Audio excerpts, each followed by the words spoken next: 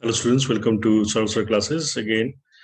And now the question is the product of A and B for the given reaction CONH35Cl 2 plus chromium OH2 6 2 plus 5 molecules of hydronium giving you A and B. This is a typical classical example of inner sphere reactions wherein the chlorine will move from the cobalt to a chromium. In the process, chromium will reduce cobalt to cobalt 3 to 2, and chromium will go from cobalt 2 to cobalt 3. Now let's understand the mechanism. What happens over here is that, let me use the highlighter. Suppose these are the two complexes. Okay. Now what happens? Suppose this is the cobalt and this is the chromium.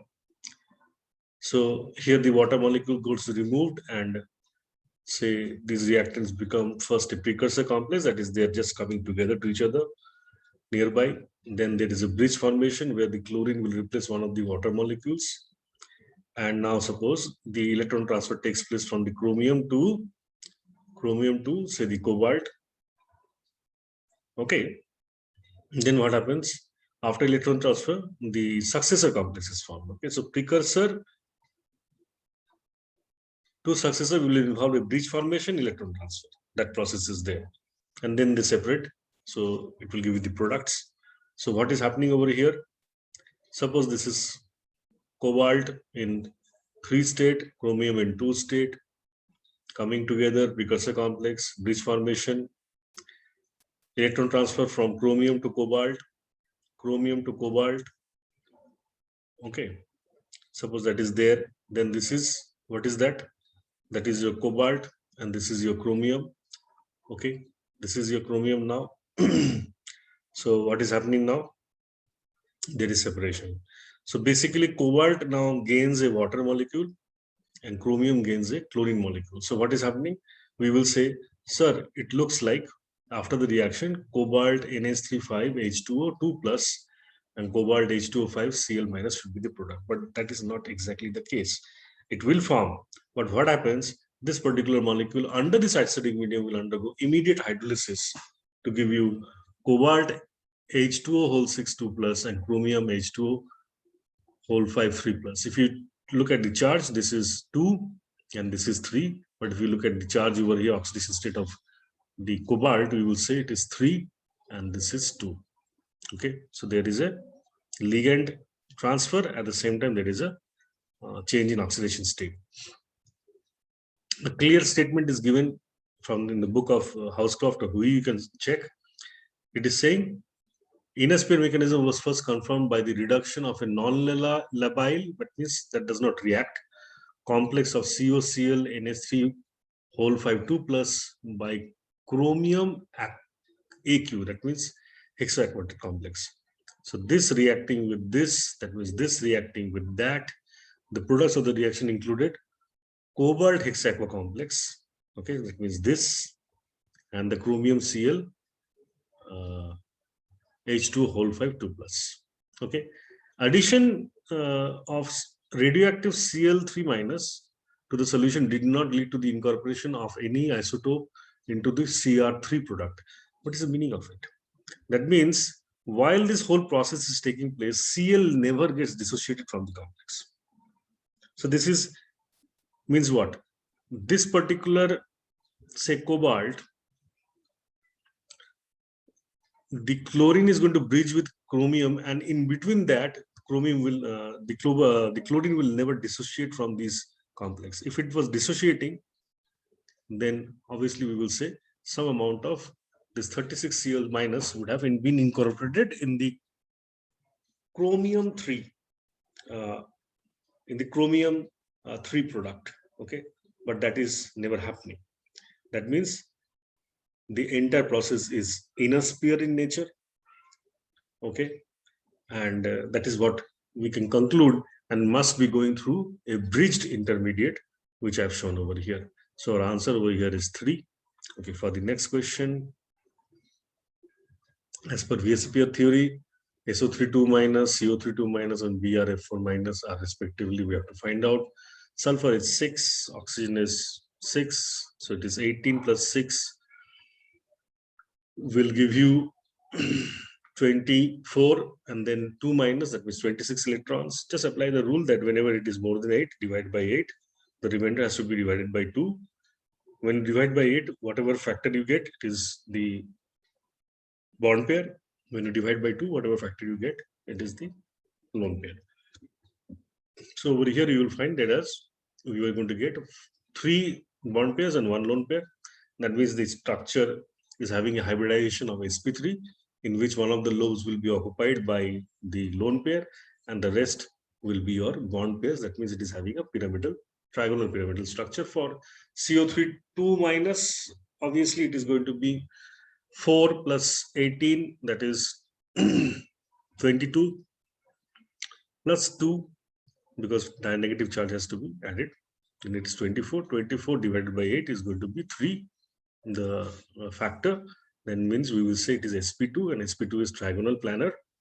So obviously we will say the shape is going to be something like this. Central atom is having sp2 hybridization. For BrF4 minus, simple calculation, 7 plus 7, that means you are having over here 7 plus 28 minus, that means plus 1. So that is 28 plus 8, that is 36. 36, if you divide by 8, then obviously it goes 4 times, and remainder will be 4 divided by 2, that is going to be 2. So it is 4 bond pairs and 2 lone pairs. That means it is sp3. D2, the hybridization for the central atom, that is Br, wherein 4 positions will be taken by fluorine and 2 will be taken by obviously the lone pair. So we will say it is a square planar system. So our answer will be 3. Next question is directly again from Housecroft chapter, periodicity or chemical bonding, you can check. So it is about Alred-Rocco electronegativity, where Alred-Rocco electronegativity is given by this particular relationship. And we can see directly from here that this is Z effective. It is directly proportional to the electronegativity of Alfred-Rocco, and the radius is it is R2 R square covalent radius for the electronegativity. So we will say, seeing this relationship, that it is directly proportional to Z effective, and it is inversely proportional to R square covalent radius. Always remember that such particular equation can also be used to calculate the electronegativity. So there might be in next question in future CSR exams wherein they will ask you to calculate the Z effective. The R covalent will be provided, and they will ask you to find out the electronegativity value in terms of Alred-Rocco, or maybe ask you to convert it into molecular. Okay, so over here the answer is going to be 1 and 4. Next question over here given is again a memory based question. Again, it is from a textbook, and here the book is Housecroft again. Reaction of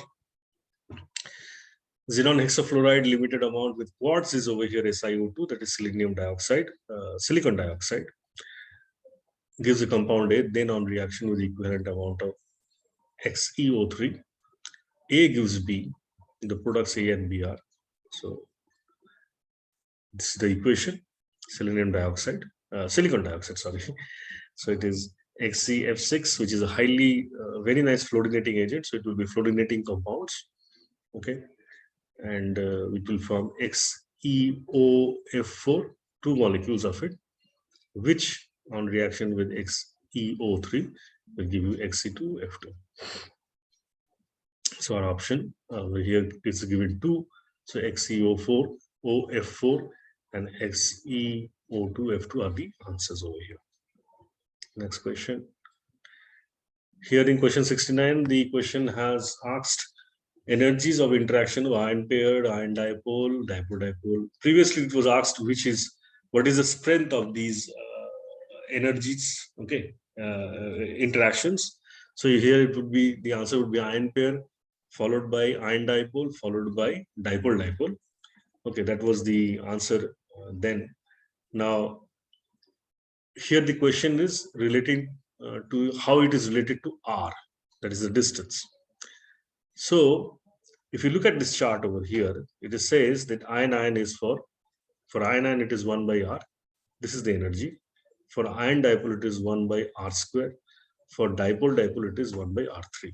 So having look at this relationship, one can easily say, because it states inversely proportional, we'll say r square, r cube respectively for ion pair, ion dipole and dipole dipole.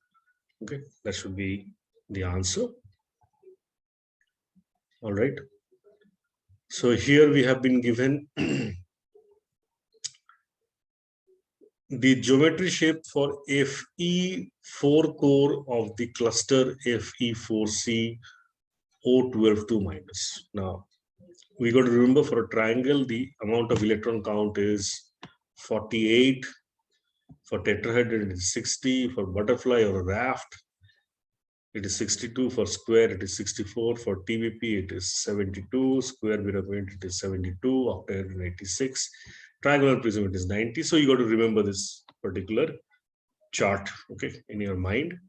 And then what you could do is you have to calculate using the PSEPT rule, the total number of electrons. If you find out the total number of electrons, that is valence electron count, all right, then from that you can decide what type of structure it is. For